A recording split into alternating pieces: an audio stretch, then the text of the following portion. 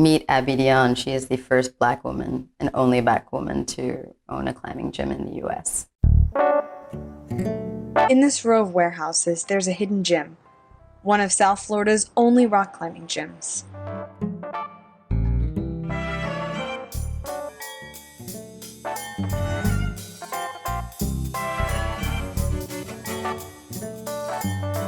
My name's Abby Dione. I'm the proud owner of Coral Cliffs Rock Climbing in Lauderdale, Florida. I've owned the gym for 9 years and have been climbing for almost 14 or 15. I found climbing thanks to some friends from Europe that were visiting, that they themselves were avid climbers. And they came here to Florida for the sun and the beach. They found this little gym in Fort Lauderdale and convinced me to come along to try.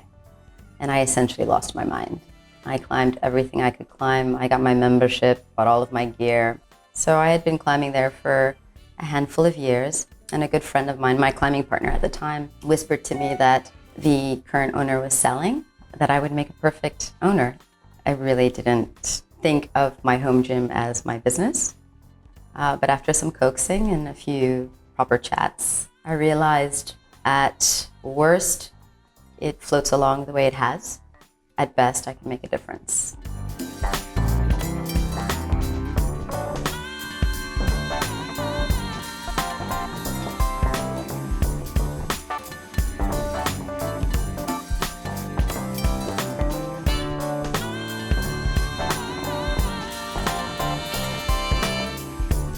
Coral Cliffs has always been known as a climber's gym. It's still quite the climber's gym. However, I've infused it with all of the tools that I like to use in order to be able to perform when I do travel for climbing. Because the last thing you want, especially when you exist in a body like mine, is to go somewhere and not feel strong enough to do what it is you set out to do. I've had a few moments and incidences where folks have asked me if I was lost, if I was at the crag. My space is a space where someone with the motivation can easily get strong, get smart, and have a fun time doing it. I'm happy to say that after purchasing the gym, the community, and it's something that I've just built upon, the community was not only excited, but it was very supportive. But it's a small community. Like I jokingly tell folks, we are 7 feet below sea level here, and this was almost a decade ago. So to tell someone you're not only a business owner and you own not just a gym, you own a climbing gym a decade ago was, people would look at you with a bit of a side eye. So pre-COVID, all is well. COVID hits, and because of the US response, we were a little delayed. So there was more of a reaction, meaning it was a sudden closing for us. It wasn't something that was anticipated or planned for. The biggest challenge has been that tension between reopening, i.e. surviving, and a dollar amount, right? Which is essentially what that means. And the safety and well-being of my community.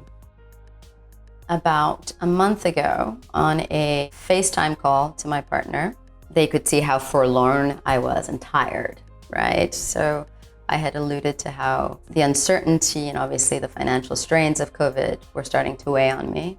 My partner asked me, what dollar amount do you need for this to all go away? And I gave them a number, and they got on their computer and very brutally ignored me during this FaceTime call. And all I heard was a little tapping of the keyboard. And then maybe within 10 seconds, 15, I want to say, it felt like no time at all. They turned to the screen and said, I did something. And I said, what'd you do?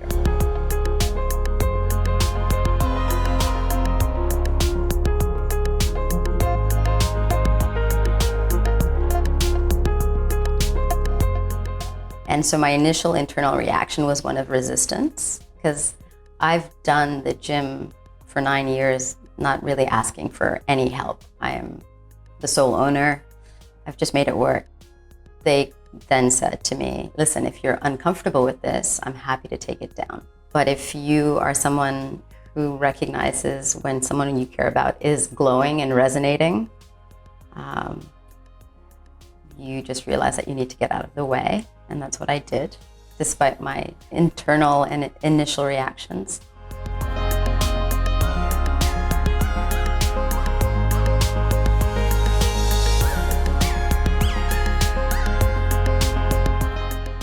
Needless to say, if you're familiar with the story, the target was met within hours.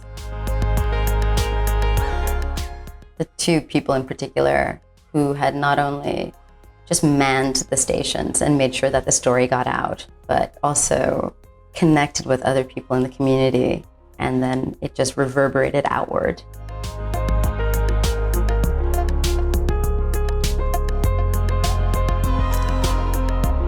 The first target of the GoFundMe campaign was $25,000.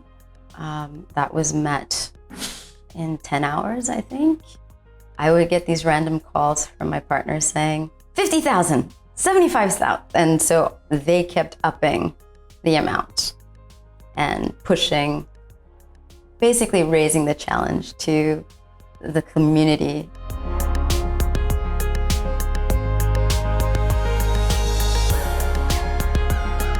If anyone has ever experienced this, it's relief, you know?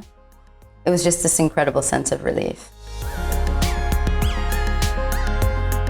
The climbing community's reaction to the GoFundMe, and in particular, Melanin Base Camp, led by the wonderful Danielle Williams, who actually is responsible for raising people's awareness in and around me. Incredible titles like Meet Abby Dione. She is the first Black woman and only Black woman to own a climbing gym in the US.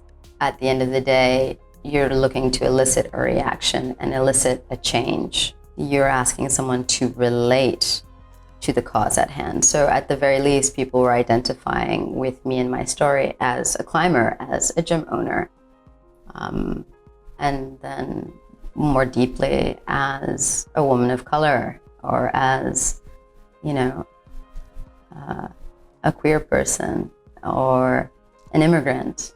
I am a lot of things. I check a lot of boxes. They've informed my climbing, and I think they've made me a better teacher.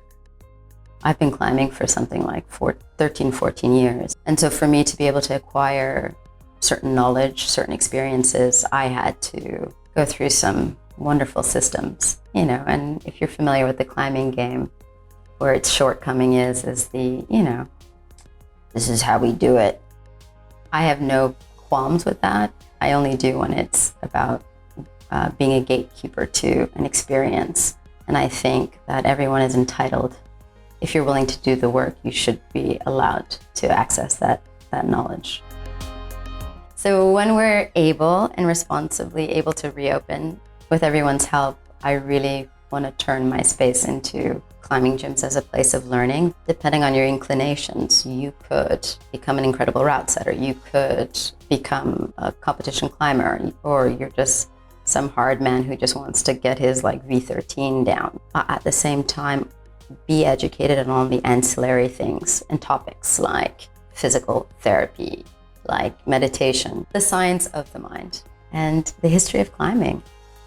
Yeah, I'm stoked. So yeah, the idea is turn the place into a, I don't want to call it an academy, but you'll just be such an excellent climber, like a well-rounded climber, and hopefully a nice human.